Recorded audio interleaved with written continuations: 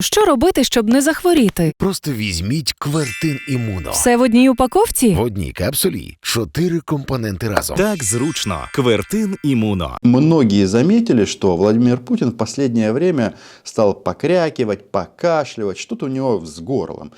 Есть предположение, что просто шея чувствует приближение веревки, которая будет натянута над воротами Спасской башни. Посмотрим. Но тут закономерность в чем? Дело в том, что покрякивать и покашливать он начинает очень интенсивно и активно, когда речь заходит об Украине. И тут связь прямая. Значит, преступления военные в Украине и, соответственно, покрякивание и покашливание. Так вот, Владимир Путин тут получил интересное предложение посетить Воронеж. И знаете, что произошло? Он отказался. Да, и мы любим свою малую родину и гордимся ей. Владимир Владимирович, ну ты пользуясь случаем, да, и возможностью, да. Ну хотим вас пригласить, в Воронеже уже давно не было, хотелись вот сельхозник, потому что рассказывать можно, а мы готовы показать, что у нас действительно вот, да. Спасибо. Анатолий Иванович, спасибо за приглашение. Воронежская область развивается хорошими темпами, уверенно. Ну и она такая стабильная территория. А еще Владимир Путин отказался посещать Белгородскую область. Как вы думаете и почему? Пишите ваше мнение в комментариях и подписывайтесь на мой YouTube-канал. Значит, российский маньяк, или главросманьяк, встречается с представителями местных муниципалитетов, то есть местных органов власти. И для чего он это делает? У него, по сути, избирательная кампания. То есть, что очень важно, ему нужно утереть нос Западу, ну и показать, соответственно, этому плебсу российскому, что его до сих пор любят. Любят, обожают, ну и готовы за него умирать. И вот это вот общение с представителями муниципалитетов в некотором роде вот просто ярко демонстрирует, насколько в России человек ноль. То есть он вообще ничего не представляет из себя. Потому что вот эти главы муниципалитетов, они четко демонстрируют, что в случае чего они раскатают любого. Тут есть новости о том, что в Башкортостане, в городе Баймак, какие-то беспорядки, там в полицию даже начали бросать льдинки и снежки. Но сразу Башкортостану могу сказать, что если вы не окажете вооруженное сопротивление, то на вас всех перебьют там и все. И неважно повод. Они вышли в защиту местного журналиста. А если надо, то он и ядерную бомбу на Баймак кинет. Ну или какую-нибудь другую планирующую. Тем более Башкирию бомбить намного безопаснее, чем Украину. Российские пилоты это хорошо знают. Так вот, возвращаемся к этой встрече с представителями муниципалитетов. Она меня поразила чем? Что Путин покашливал, покрякивал, поскрипывал и начал торговаться. Торговаться по поводу Украины. Мол, а может быть так, а может сяк. В общем, слово «мир» у него начало звучать. Но на эти размышления его вывели вот эти вот представители муниципалитетов. И это, конечно, дно просто. Такое днище. Руденко Галина Ивановна, Красногвардейский район, Белгородская область. 78 лет назад коллективный Запад не извлек урок. И спустя столько времени нам вновь пришлось бороться с фашизмом, повторяя подвиг наших предков, участников Великой Отечественной войны. Вот это чувство единения, которое у нас, его не передать. Мы едины, и мы с вами. Это Бабетта, которая по своему темпераменту, по экспрессии, в некотором роде даже претендует на роль Алины Кабаевой. Да, может гимнастку на пенсии подсидеть. Смотрите, истинная арийка рассказывает о том, что она с Владимиром Путиным. Естественно, она готова родить для него солдата. Она такие нюансы жизни в Белгородской области упускает. Ну, вот, например, тут какие-то очереди в Шебекино. Это Белгородская область. Там Шебекино, Шмекино, варианты есть разные. Что тут у нас? Ага, значит, пенсионеры на морозе стоят за гуманитарной помощью. Неужели нельзя их организовать в помещении? Можно организовать их в помещении, но зачем? Значит, человек должен быть на уровне скота, чтобы у него не возникло каких-либо других мыслей и эмоций, кроме базовых потребностей. То есть россиянин должен быть в тонусе. И эти представители муниципалитетов, как вы слышите, да, коллективный Запад, деды воевали, как выяснилось, с коллективным Западом. То есть, не кажется ли вам, что вот это вот изменение истории Второй мировой войны в некотором роде вышло на новый уровень? То есть, следующий пункт этой мутации исторической будет фиксация того, что Путин освободил Освенцим, лично открывал ворота. Не его дед, не его прадед, что чего тоже, конечно же, не было, а именно он лично.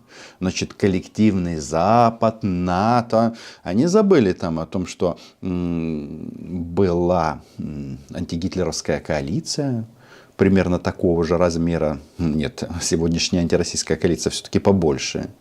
Кто ленд-лиз поставлял? Да, англосаксы спасли Советский Союз, но об этом они решили сейчас не вспоминать. И, внимание, значит, вы представляете, Путину доложили о том, что на оккупированных территориях найдены учебники и книги на украинском языке. Да, это большое преступление. На украинском языке. Владимир Владимирович, когда мы базировались в Луганской области, мы нашли книги, составленные на украинском языке, где восхваляет солдат НАТО и как солдат Рембо пришли устанавливать мир на украинской земле. А нас, москалей, как они это называют, россиян, враги и недруги украинскому народу. И мы не хотим, чтобы они пришли к нам и промывали мозги нашим детям ложной и искаженной информацией.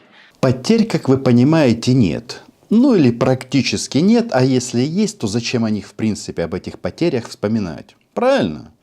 Правильно. Значит, солдат НАТО восхваляют.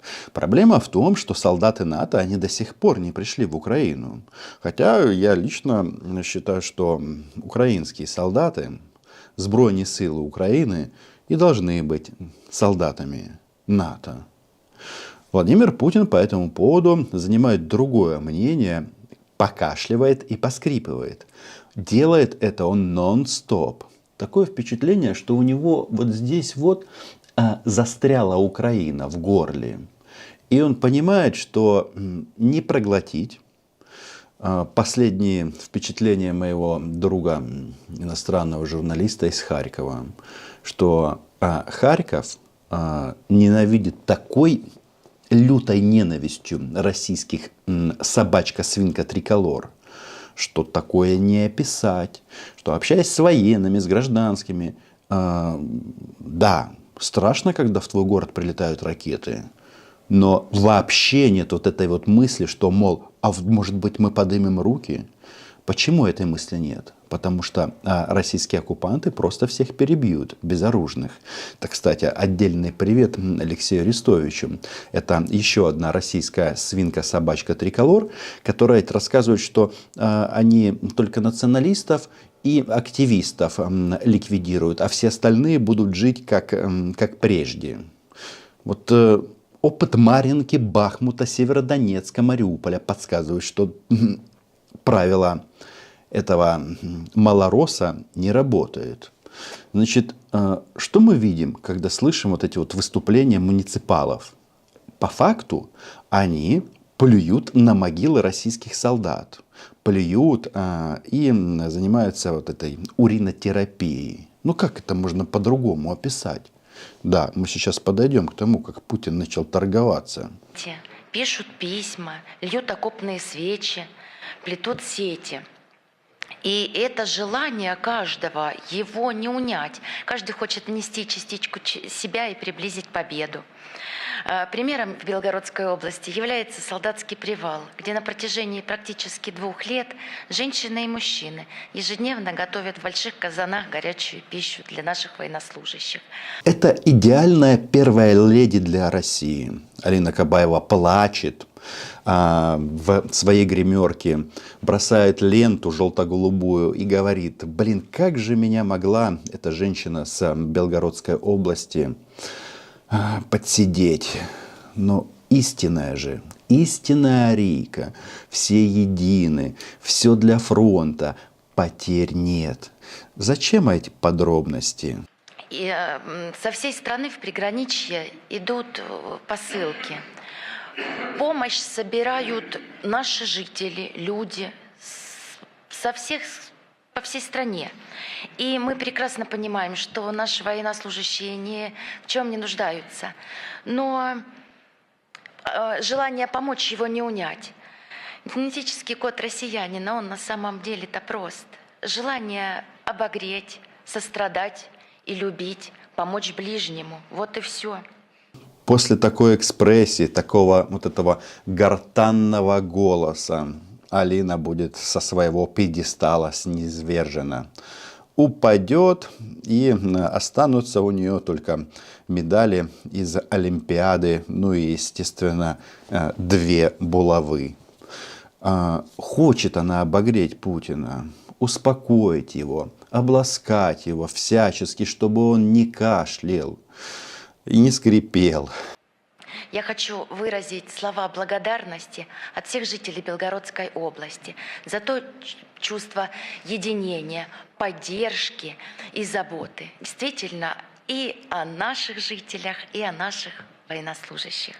Да, в Белгород он тоже не ходок, в случае чего вызовет эту белую сотрудника муниципалитета к себе в бункер, в случае чего. Забота о Белгородской области, она прекрасна, как и о Воронежской. Что там в Белгороде появились? Какие-то новые избушки? У нас есть такая пословица: «Моя хата с краю, першим ворога зустрічаю». Ну, на современный лад: первый стреляю в врага из Хаймерса и запускал ракеты с F-16. А вот у них, да, избушка с краю. И вот эта избушка сейчас у вас на экранах. Вот эта белая солдатская сотрудник муниципалитета с большим бы удовольствием бы закрылась в этом укрытии с Владимиром Путиным. Но Путин не дурак. Он знает, что безопаснее всего в его бункере. И вот он решил тут всем объявить, что в принципе хочется мира. Очень сильно хочется мира. Он торгуется и пытается объяснить россиянам, что другого выхода не было.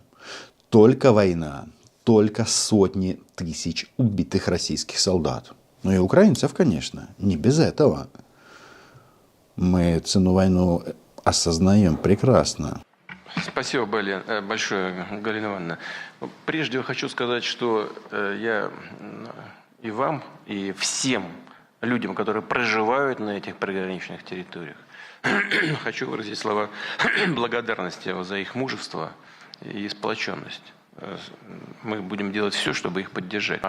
Вас и ваших коллег на муниципальном уровне. Я знаю, как люди себя там героически ведут под обстрелами. Здесь нужно сказать фразу: специальная военная операция идет по плану. Тут мы вспоминаем Шойгу, который говорил: если удары будут вынесены за линию боевого соприкосновения и будут попадать под раздачу Крым и российские регионы типа Москвы, то тогда мы ухнем. Но нет, никто об этом не вспоминает.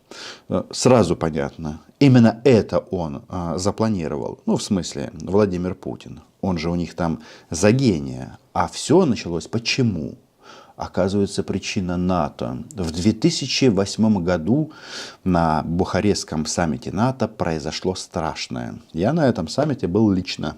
Летал туда на самолете Виктора Андреевича Ющенко. Сейчас, по-моему, на этом самолете летает Зеленский. Совсем недавно бывший президент Чешской Республики сказал очень откровенную вещь, очень важную. Публично сказал, вот только что, буквально несколько дней назад. Война на Украине, сказала, началась не в феврале 22 года, а летом 2008, когда было принято решение, да, наши СМИ давали уже, да? Ну ладно. Но я все-таки повторю. Когда было принято решение об открытии двери для Украины и Грузии, дверей в НАТО. Смотрите, началось покашливание, похрюкивание, поскрипывание. Он пытается объяснить россиянам, что другого варианта не было. А может быть, он был? Особенно если учесть, что и сейчас Украина в НАТО не вступает. Ну да, приняли они декларацию тогда, что двери открыты. Так у них для всех государств это правило действует. Вопрос, была ли у нас возможность вступить в альянс? Тогда нет. И сейчас тоже вот, саммит в Вильнюсе был. Что нам сказали? То же самое, что и в Бухаресте. Двери открыты. Это не та история, которая происходит там на болотах, что кто-то зашел в не те двери и потом чпок. Напомню, что Украина получила свою независимость на основании декларации о независимости. А там было написано, что Украина нейтральное государство. Это решение 2008 года в корне меняло ситуацию в Восточной Европе и с точки зрения обеспечения безопасности России.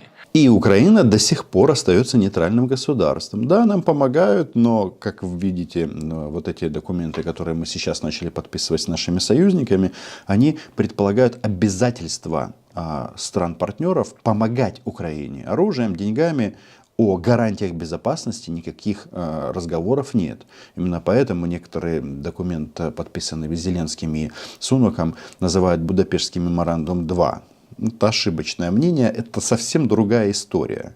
И об этом мы на этом YouTube-канале, на который вы, конечно же, подписаны, очень-очень много говорили. Вопрос в чем? Что почему-то Маничелло решил, что он имеет право, требовать от нашей страны согласования с ним своего будущего. Вот это главная проблема, что дед себе что-то придумал, это что-то не работает, и в результате мы имеем большую проблему. Они на нас напали, мы их отстреливаем днем и ночью и отстреляем до последнего российского солдата, он же российский оккупант. Это все привело к той трагедии, которую мы переживаем сегодня. И то, что сейчас происходит, а именно сплоченность нашего общества, укрепление нашей экономики, не только в сельском хозяйстве, и в промышленности, рост потенциала вооруженных сил, это полная неожиданность для противника. Местами этот рост отрицательный. Укрытия в Белгороде об этом четко свидетельствуют. Значит, что происходит на прилегающих территориях? И просто люди со стороны спрашивают, а зачем киевские власти делают то, что они делают? Обстреливают мирные города, населенные пункты, бьют по площадям. Какой в этом военный смысл? Никакого. Нулевой. А зачем они это делают? Ответ есть. Первое – это показать своему народу и их спонсорам, которые деньги дают, оружие и боеприпасы, показать, что они в состоянии отвечать на действия России. Маничелло тут рассказал, что они мирно бомбят украинские военные предприятия и военные объекты. Но как это происходит, вот мы сегодня, например, видели в городе Одесса. И да, ответка должна быть серьезней. Нужно бить по их городам так, чтобы складывались воинские части. Ну или в случае работы российского ПВО обрушались полностью девятиэтажки вместе с жителями. Им должно быть понятно, что за каждый удар по Украине они ответят своими жизнями. А вот Маничелло тут выдал новую базу. Это первое. Вторая задача – это отказавшись от переговоров, они же отказались от переговоров. Ну, напомню, в Стамбуле обо всем договорились. Говорю это вам, представители муниципальной власти. Ну и все граждане России, конечно, должны знать. Но вы напрямую с людьми работаете. Мы же договорились обо всем. Больше того, руководитель переговорной группы со стороны Украины поставил даже под этим свою подпись. Раньше Путин говорил, что почти договорились или почти парафировали. Бумаги перед африканскими лидерами год назад он тряс соответствующие, тряс ими, но почему-то подпись не показал. Подпись Арахамии. Арахамия еще тот деятель, это говорит о его высоком интеллекте. Ну и понятно, там, где высокий интеллект украинского депутата, то все эти вещи сразу отражаются на языке Владимира Путина. Подпись стоит, у нас документ лежит. Да? Нам только говорили, надо знак какой-то подать, что вот Россия действительно намерена пойти вот на решение этих вопросов мирным путем. Надо войска отвести от Киева. Отвели.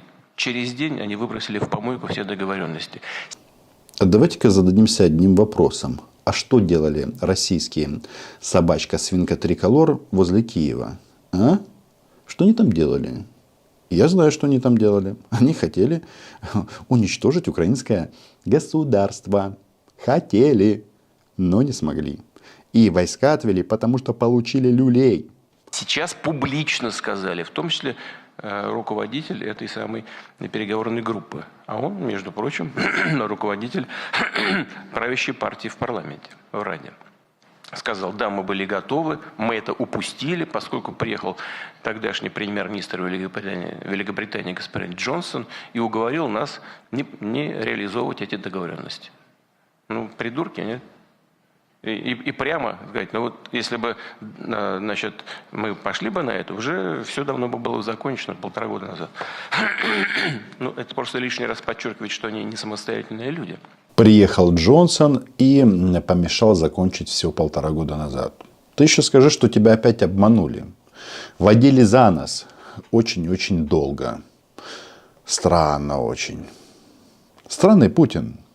Вот он это подает, якобы это какое-то его достижение, что война не закончилась 1,5 года назад, что его обманули.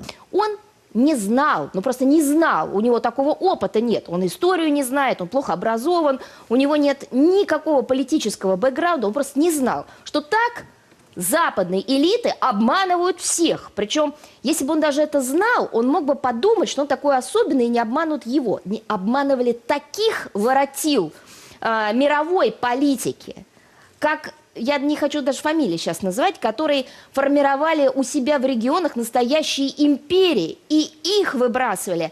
Если его так часто обманывают, может быть, он просто профнепригоден? Это понятно для всех, это для всего мира, это очевидно. Но это не все. Конечно, одна из главных задач ударов подобного рода – это отвлечь внимание своего собственного населения и спонсоров, опять же, от полного провала так называемого контрнаступления. Хотел взять Киев, а теперь хвастается, что якобы отбили контрнаступление. А может быть, мы еще ничего не начинали? Может быть, еще прилетят самолеты и будем бомбить? А что касается вот этого переговорного процесса, попытка побудить нас отказаться от тех завоеваний, которые мы реализовали за последние 1,5 года. Но это невозможно. Все понимают, что это невозможно. И они, правящие круги на Украине, понимают. И западные элиты понимают. Все понимают. Просто вот эти так называемые формулы мира, о которых говорят на Западе и на Украине, это продолжение реализации декрета президента Украины о запрете вести переговоры с Россией. Вот что это такое. Это запретительные требования. Переговоры возможны. Вопрос о чем? Путин торгуется. Он говорит, оставьте мне то, что я захватил. Видите? Завоевал даже. Он не использует слово, вот это пропагандистское освобождение. Теперь чистый захват. Классно, да? Но когда Владимир Путин говорит, что невозможно их отбросить, заставить уйти с украинской земли, ну почему же невозможно? есть хороший проверочный вопрос. Херсон, негодяй, чей? Собрали тапки, свернулись и свалили. Так и будет и с остальной территорией Украины. Не только провалилось их контрнаступление, но инициатива полностью находится в руках российских вооруженных сил. Если так будет дальше продолжаться, украинской государственности может быть нанесен невосполнимый, очень серьезный удар. Торгаш Владимир Владимирович раньше торговал газом и нефтью с Европой, теперь пытается выторговать себе украинские территории. Но едва ли это удастся. Значит, мозги там закомпостировали людям. Проговорили про какую-то самостийность. На нее никто не покушался никогда. Что мы слышим? Он угрожает очередной раз лишить нас государственности? Да ты что? Такое впечатление, что дед до сих пор планирует парад на Хрещатике. Ты уже попробовал разок? Второго шанса не будет. Какой же он гадкий. Гадкий. Подписывайтесь. Украина была, ей и будет. Пока.